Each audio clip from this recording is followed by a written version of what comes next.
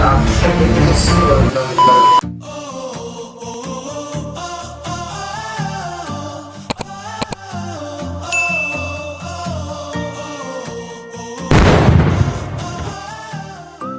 what's up guys? Ayan guys, get ready with me guys. So, as you can see.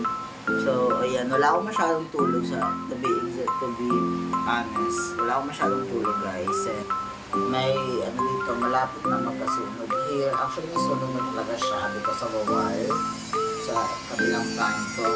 But thankfully, na-apply naman siya. Kaya, there's nothing to worry about na. Ngayon, get ready with me tayo guys sa pag-aayos for me to do a video. Sabi natin para siyang audition video, but it's just like, it's more like a, what I'm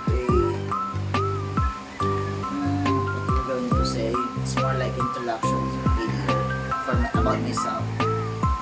Para siya sa, digital ads. Actually, yun ang galing na ako dito. Pero yes, really hope so. So yan guys, primer muna tayo, then ready na ng ating concealer. Ayan, concealer natin, I've been using that for a while.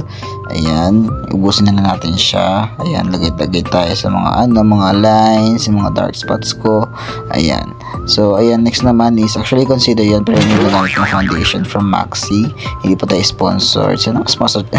Ayan, mix tayo. Mix, di ba? Mix tayo.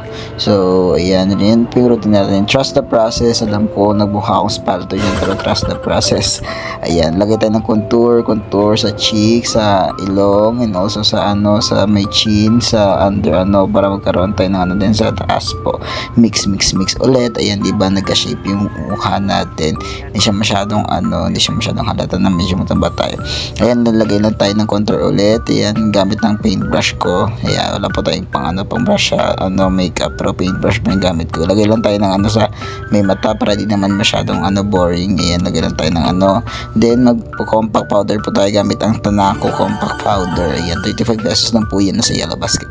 Ayan yung concealer na ginagamit ko talaga lately ngayon. Pati yung ginagawa ko po yan, mix po yan. Tapos lip balm po ang hinahalo ko. Then magja-gel na po tayo sa binili ng nanay kong gel.